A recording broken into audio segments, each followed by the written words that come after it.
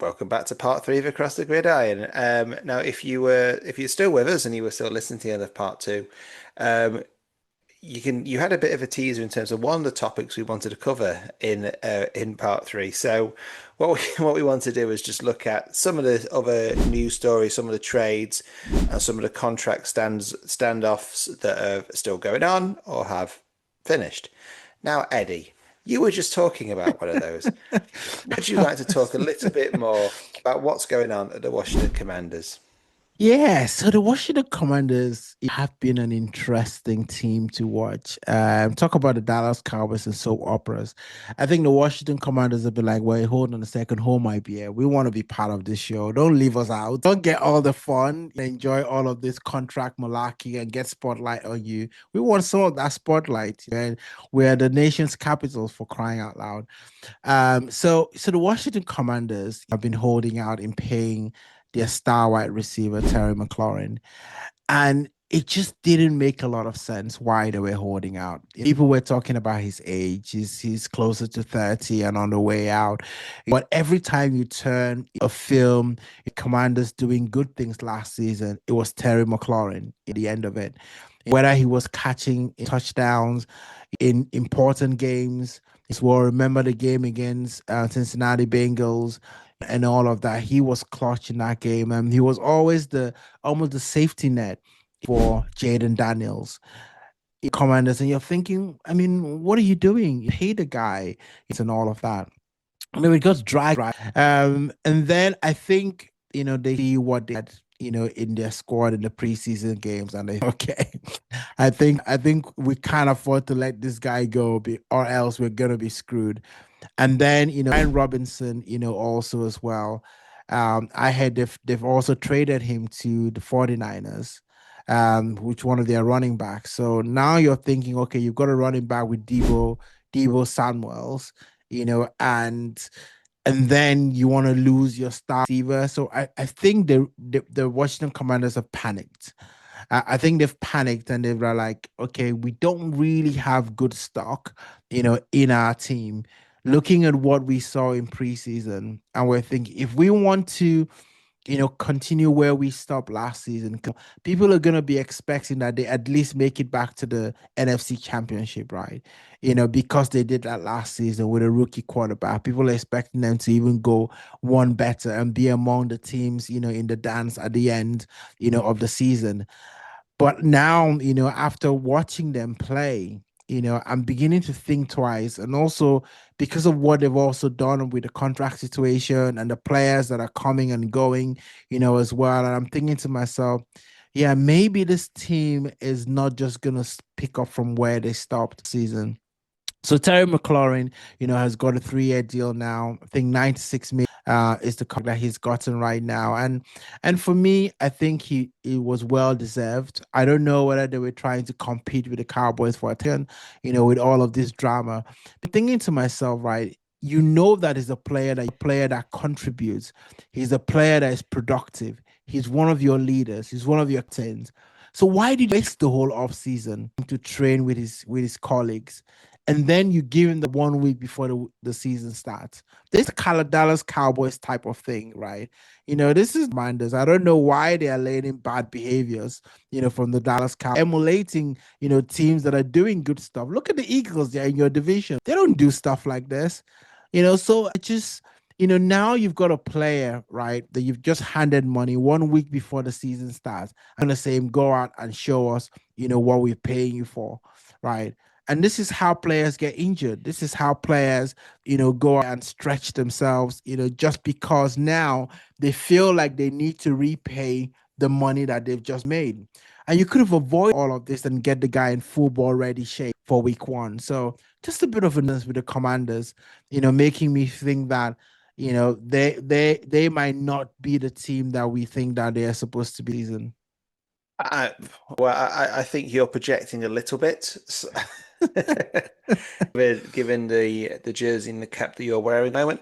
I think it's one of these things that I think it was obviously it was a stalemate that I think was going to be broken. But I mean, if you Yeah. look at, this is, you know, this sounds very familiar to what Lindell's, doesn't it? Public anger, frustrations, a holdout in trade request, but it has ended. Obviously, as you said, 96 million, 3-year deal, all well and good. The guys got paid. I think there were certain things there. I think it's easy to say, to criticize a team and say, why haven't you paid him? It's taken too long. It's this and it's this and it's this, right? Let's just go in a little bit more Mm. depth. Let me see if I can just make sure that I have the right there. Uh, which I don't. Right, I'll find it later. But in the negotiations, that it was rumored by people in the know that McLaurin was actually asking for what DK Metcalf received from Pittsburgh. Hmm. Now, as a reminder, Metcalf signed a 4-year, $182 million. Yeah, Right. about So 33 million there about per year. exactly. Right. So that's a good like 30, 40 million less than McLaren has got. Now, I mean, these are just insane numbers we're throwing out here. But if the Commanders accepted, team paid, getting done, then they're 40 million, aren't they? Right. Hmm. Clearly, negotiation. Look, McLaren is clearly one of the top players in the league. Is they've got him because they do have Jaden Downs. That they have one weapons. They have his go-to. This sort of deal that sort of included. It makes McLaren the sixth highest paid receiver, right, for annual value, right. The Eagles, AJ Brown. So it's an average of about 32 million a year. That is probably what he's. That is, I think that's probably a fair market value Mm. on McLaurin. I mean, what would you say? I mean, would you just say right what he wants, and then you're down potentially 40 million? I mean, I wouldn't say pay him what he wants. I mean, you will never pay him 40 million, right? Right. That was never the question. I think, the question was always about, can you pay his peer, right? And okay, DK Metcalf was 33 million and they've paid him 32, right? So, I mean, you've gotten there, right? And the true value of that contract is going to be in the guarantee, right? Once we start seeing, okay, what exactly of that money is guaranteed, that's the real, because they can throw this 96 million and you might never see, half of that money, right? Is what's guaranteed. And maybe that's always the sticking point. But I just talk about the timing. You still paid him 32 million, right? I mean, we're quibbling over 1 million over to get to what DK Metcalf, 32 million. Just why didn't you do it? You've got this number in your head because then he's not gonna make you pay what you didn't want to pay him anyway. So all these teams know the numbers that they can get to, right? And especially players like that who were not no troublemakers, were a leader, in the team and all of that. And you're like, hey, listen, had a good run last season. We played well. You were part of this. We want to build this team. We want to continue. They're offering you, on the table. I don't think Terry McLaurin would have said no to 32 million. Sure, he would have said no to 30, right? Or even 30 if they had done it early. Now the thing is that when you wait and wait and wait, it makes player even more agitated because money is players, right? Some of this money is to, and all of that. So they get nervous with this and they're like, well, if you make me wait, I'm not down, right? Because you made, so it's like, I don't say pay them whatever they want, but at the same time, don't mess around with your preparation with a player that you want to keep.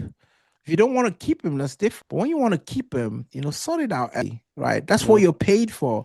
That's your job, to like sort out these contracts. And so I know it's projecting a little, but I just cannot get this feeling like to be punished for, behaving like this, with players that to keep, and maybe there's a little bit of Cowboys, frustration coming out of this, and I'm pouring out on the Commanders Oh because yeah, I mean because yeah. There definitely is. I mean, I was going to ask you. The next question was going to be, how does that make you feel about Parsons? But I think you've kind of answered that. I mean, with Mika Parsons, it's a no news since we've touched base on the yeah. system. There's been no real change. So we've had our Cowboys, and to be honest, I asked you a question about McLaurin. And I think most of it was pretty much a Cowboys corner anyway, because um, let's look at some of the other bits of stuff that's happened over the past week, which I think is quite interesting. If I can just find it. Um, Well, first of all, let's talk about when QBs get the most. So Mm. let's talk about one trade and one drop, and talk about the drop first. So it's been sort of announced that the Colts this season that Anthony Richardson, I think he's coming into his third year with the Colts now after Yeah. being their first pick 2 years ago, is being benched. He is now officially second, so he was going to be starting for underway. Is a bit of which is a surprise to some, a surprise to a lot of Giants fans who have said don't technically, but I think this just looking at Anthony Richardson just hasn't worked out for the guy, has it? And whether that's down to it, whether that's to talent, and it's whether you is the right person to be starting for your football team is one thing, but I think the decision to move on from Richardson is quite justifiable. I think it's fair to say. Where do you sit on? Yeah, cruel business, right? And there is no sentiment. I mean, we have lost, regularly, all the time in the NFL. And Anthony Richardson, number 4 overall pick, for the Colts in the 23 draft. And there was so much promise, for him, when he was coming in. He fit the profile, athletic, potential, all of that. And then, his first season, he has a grade 3 AC joint sprain, to his shoulder in week 5, right? And season ending. And prior to that, he had suffered a caution. And I'm sure you're very familiar with that, with Tour, always going through that. Um, but in that first, couple of games, he showed flashes, right? Flashes of brilliance. I think he had some good numbers, some, things like that. And then it seemed like after that injury, things just started. I don't know, enough about the player in terms of, mental space and all of that. And I don't want to project that. But it just seems like it's been an uphill, and injuries after injuries, hip, this back, injuries. And then we see, right, about, what's happening, outside of him actually playing. This, story about him, coming out of a play, and almost like tapping out, in a way, and how, the NFL, one of those, it's like a gladiator sport. You've got to go in there, give it your all.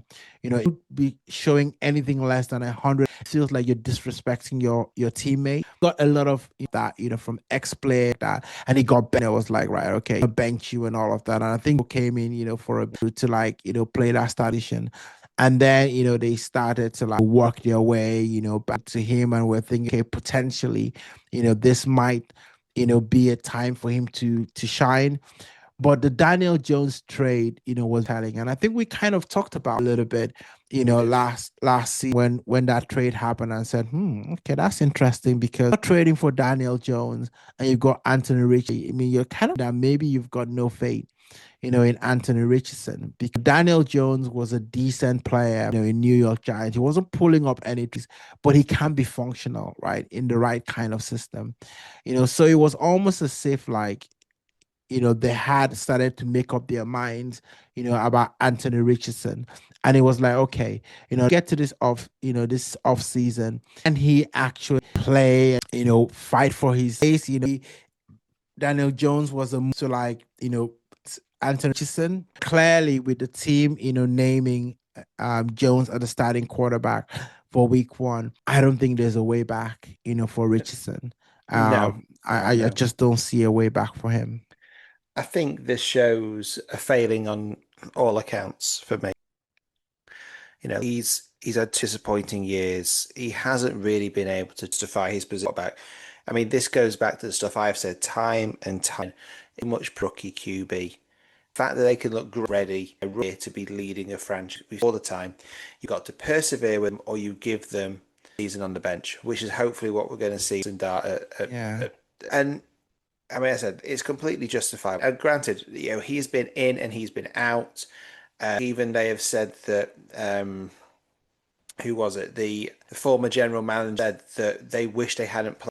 They've come out and said that, but it's got to the point now where you're to consider Jones, who is 24 and 1, right? So he quite a fair few games under Howard. the fact that he's considered a better to as a reminder, he was drafted number 4 in overall fourth pick that the Colts have had since Andrew. Mm, It's such just an indictment on him as a quarterback, but also everyone who brought him to in the first place. Right, they have not managed him well. And the only hope I think for the because what do they do now? For me, similar story to Daniel Jones mm, is because when Daniel Jones got dropped last season, he didn't get demoted, QB2. He was demoted to QB yeah. at New York, wasn't he? He was clearly said, "Look, you are not our guy. We are moving on." So I'd be amazed if Richardson is actually QB2, QB3. That there would, if Darren Jones doesn't do well, like the way that Flacco didn't do well last season when he brought in. What they're going to Are they going to call on Richard and give him another opportunity to prove himself? And it's just not going to work.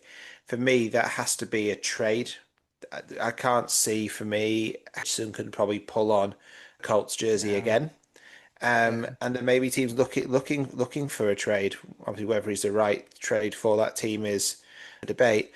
Um, but yeah, I mean, so it's a shame. It's a shame for Richardson. Yeah, it was inevitable choice, and I think now the Colts, unless Daniel Jones pulls a Sam Darnold on us, I think this is going to be one that we'll be looking for in the draft next Yeah. year.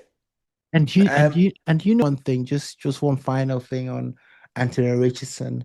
I think his accuracy is like in the fourth, Mhm. right? And that's terrible, for a quarterback. So, even just the prospects of, another team, I mean, what are you gonna do, passing accuracy of in the 40s, right? That's just hard. For every throws that you make, you don't connect with 6 of them. Yeah. That's that's not good. No, not. He maybe needs to surrounding. We've seen it work, but Baker Mayfield, there are QBs who can move on to a better team. Guys clearly have talent, and it works. So anyway, but let's move on to final story we'll talk about tonight. Yeah, Let's talk about another QB. Let's talk about the trade. It's a backup QB trade, but this is the yeah, preseason. There's not a huge amount to talk about. Vikings are signing Carson Wentz, someone who you love to mention every once in a while.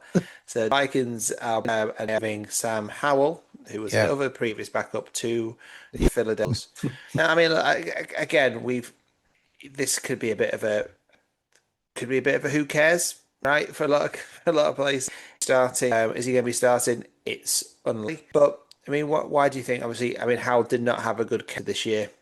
The Eagles, again, as I said before, they take the second quarterback position very serious.